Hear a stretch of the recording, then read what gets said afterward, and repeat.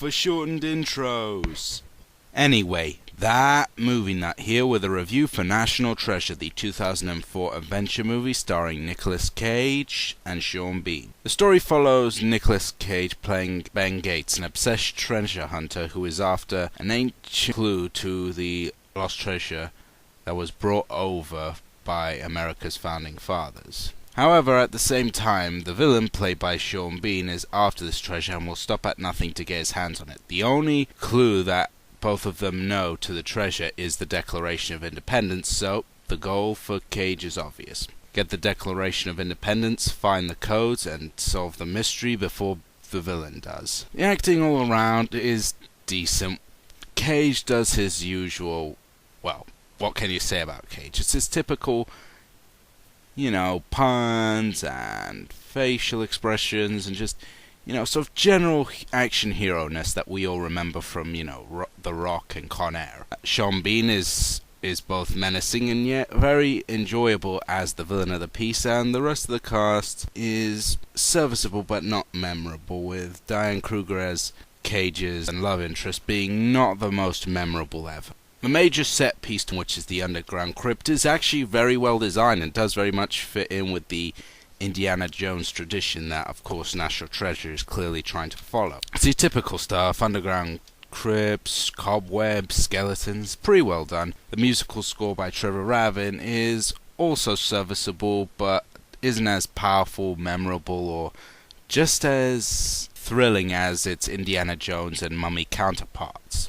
And now for the script. Well, in this case, the script isn't really about the story, since essentially it's your typical adventure fodder.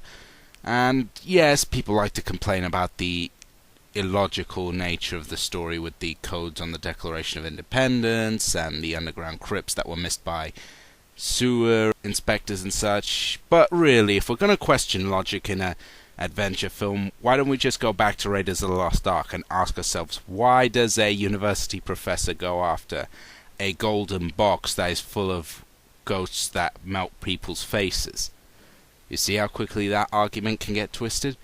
But no, it isn't the illogicies that really weaken the plot or the film as a whole. It's the most fatal flaw that any adventure movie could ever commit, and I have seen tons of adventure movies. They are one of my all-time favorite genres. No action.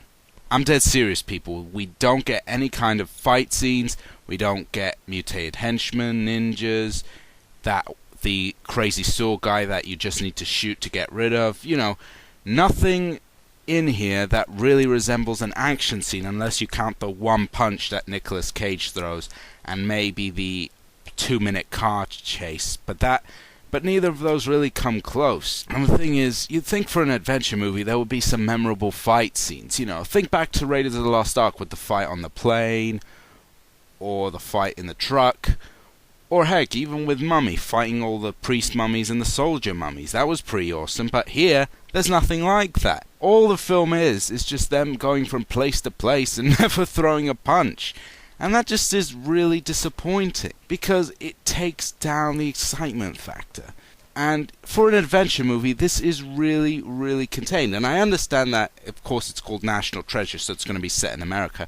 But think about it. You have so many different places to go to in America, but they kept it confined to suburbia, the ordinary cities and towns. And the thing is, there is really nothing adventurous about those.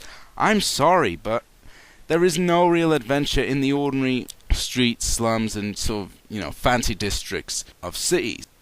Apart from the crypt at the end and the polar regions that they visit at the beginning of the film to find the first clue, which leads them to the Declaration, there is nothing here that really justifies it. This is just a glorified road movie. If they really wanted it to be an adventure film, they should have added in, a sort of sense of variety, because you have to remember, America is full of very different locations. You have the Salt Lakes, you have the West with all the canyons and the plains. You have the North with the snow. There was no reason why they couldn't have implemented more variety here. You have a country as big as America full of very different locations, and they chose to confine it to the most boring ones. It hurts the film's overall sense of adventure, and it really weakens it. So, in conclusion, I have to give National Treasure a bronze star. As a family film, it's decent, but if you're an old action-adventure prone like me who wants his high thrills and seeks that he expects from this genre, I say stick with the Indiana Jones or the Mummy. The lack of action scenes just really hurts the film, and the fact that it is stuck in suburbia most of the time weakens the overall sense of adventure, and really this is just a glorified road movie at best.